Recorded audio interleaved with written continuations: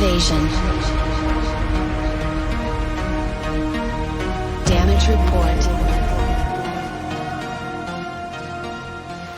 From its ancient beginnings, tarot has been a useful tool for the sensitive seekers of the world, for the brave among us willing to look deeper, to ask questions about what cannot be seen.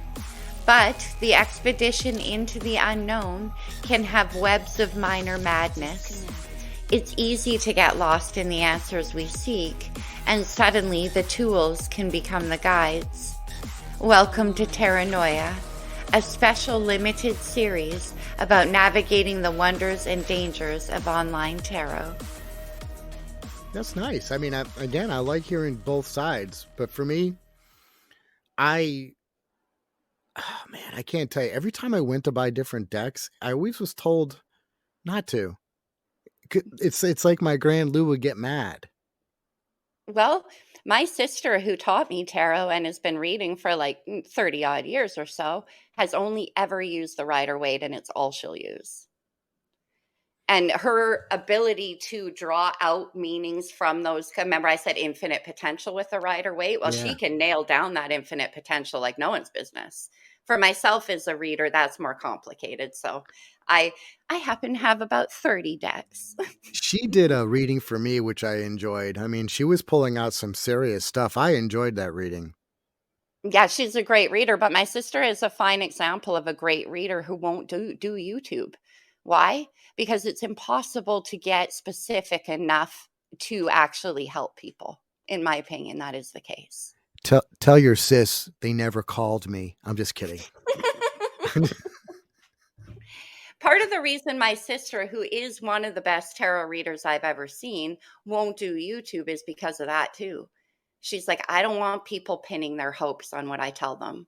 I don't want people projecting negative or unhealthy emotional expectations onto me as the reader. So she protects herself by not doing that. Now, I'm not the same. I opened a YouTube channel, but I'm just saying in her case, that's why.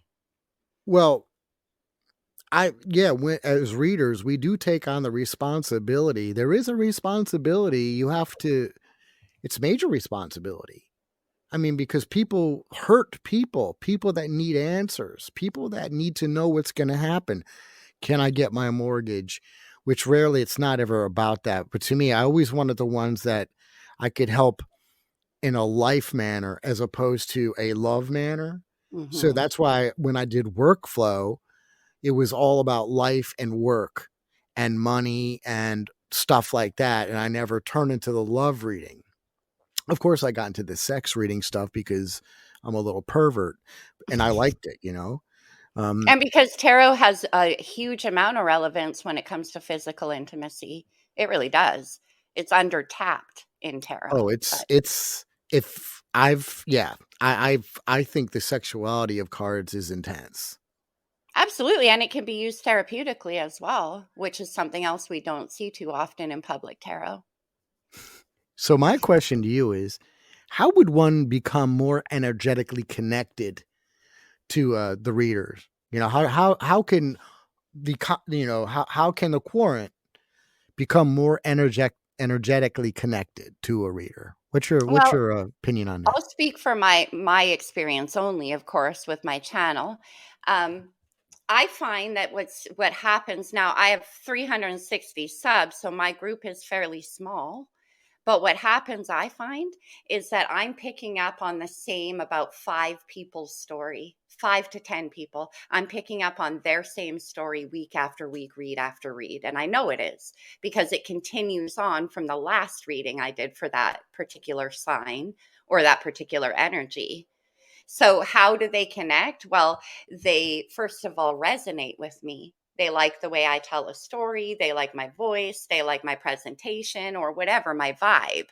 So that's first of all, now we're energetically connected in that sense. Second of all, they watch every reading I do. I know that they do. We've talked about it.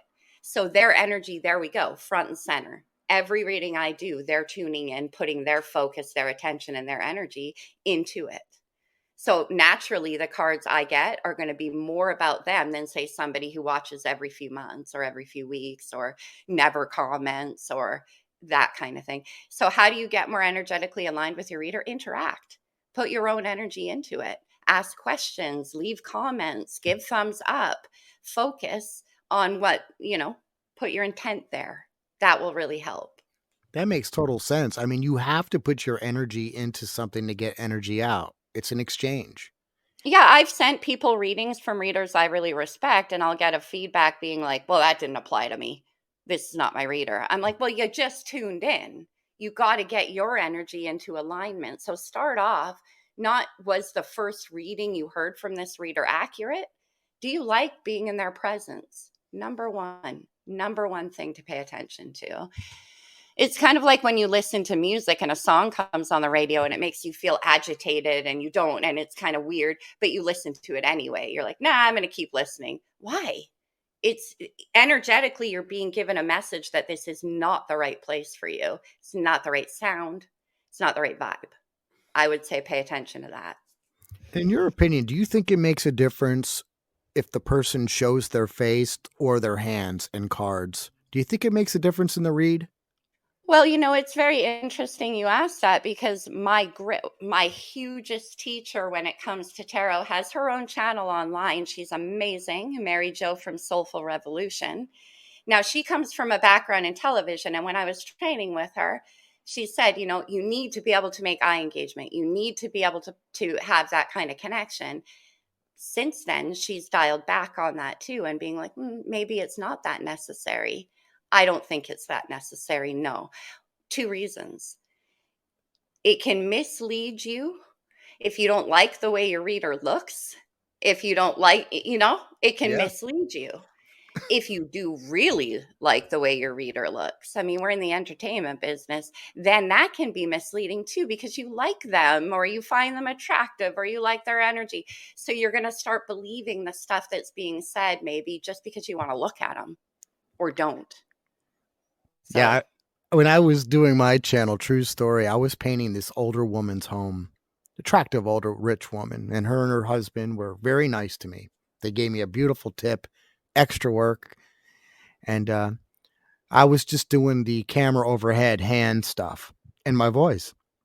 And she listened and she looked at me and she goes, honey, you need to be on camera.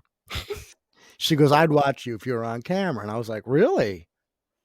And she goes, yeah. So because she told me that, that's what gave me the nerve to go on camera. Cause I was like, ooh, people want to look at this troll. She goes, honey, no, so I remember that conversation. And that was when I switched over. And I literally saw subs rise. Not that I'm great looking or anything, but she says it's the way I move my hands, my eyes, yeah. my um I guess I'm very dramatic with my gesturing. And of Yeah, that course makes looking sense. like It's a good. troll. I mean, we talked about tarot noia. We could get into tarotainment, which is what we on YouTube do. So, Yeah. yeah, you're a tarot reader, but ultimately, you're there to entertain people. It's a video format, right? Like when I first started watching you, I had a relationship with your wrists for months. The reason why I don't show my face on my channel is twofold. One of them is that a lot of times we as readers are very energetically sensitive people ourselves. And so when the face and the eyes are visible, you can form energetic connections with thousands of people. As an empath, I find that kind of invasive, kind of like, on an energetic level. So for myself, it's more of a self protection type mechanism. And also for we as females and entertainers, we don't always want to fucking do our hair, do our makeup, be aware of how we look or worry about that. And I know there's going to be readers who are like, I don't worry about that. I don't believe that. I just don't believe that. No, Nobody's going to put their face on camera in front of potentially thousands of people and be like, well, I haven't brushed my hair, my makeup's all, whatever. You want to look good when you're on camera. And that's an extra concern that I don't think really belongs in tarot unless you're doing tarotainment. And well, then yeah, tarotainment. Now, what happens if you're at a like a bookstore or a coffee shop reading on Saturday nights, you got a little booth, you're going to be dressed up anyway. Absolutely. And now, but now you're going one-on-one, so you're not giving your energy or access to you to potentially thousands and thousands of unknowns.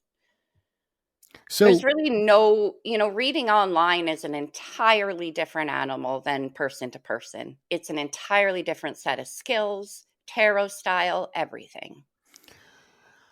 I I remember falling onto your channel, and again, this was during my dark night, um, I think. But I was again, I went through hundreds and hundreds of them, and then I came across Inward Eye, and it was the title that got me in there. Oh, cool.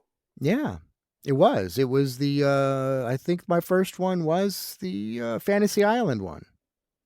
Now remember on YouTube, and you know this as a reader too, the key words that you use when you title a reading are very Yeah. important for the YouTube algorithms. So earlier when you were like, I picked a reading based on the title where it was like, they're gonna call, your person's coming back, you won't believe what they have to say. In particular, words like divine masculine, divine feminine, twin flame. If you Oh, put that in your title, so a lot of times readers are putting these code words to get you to come in because it is a business. So, oh, it is. It is. And a lot of that twin flame. I mean, if you just type twin flame in tarot right now in YouTube, it's you could just get lost. I mean, and I and did. yeah, me too. And I've been given a lot of feedback by various people kindly, and I appreciate it, who are saying things like, if you would put twin flame in your titles, or if you would title your reading, they're coming back, just watch, or something like that, you'd get more viewers, you get more followers. True. I've had my channel for a year. I only have 360, and I'm so grateful. So grateful. But my poems or my titles are very poetic. They don't usually contain those buzzwords, and I refuse to do it because I'm not just trying to get people to come in and watch my readings. I only want people who need that particular reading there. Otherwise, I'm wasting my time and theirs. And I'm not here to waste time. I can lure you all, I can use the fancy words and lure you in if you want, but that's not what either of us want. What we want is real. So I'm not going to try to bait you. There's a rat under my bed, and there's a little green man in my head. And said you're not going crazy, you're just a bit sad, 'cause there's a man in you, gnawing you, tearing you.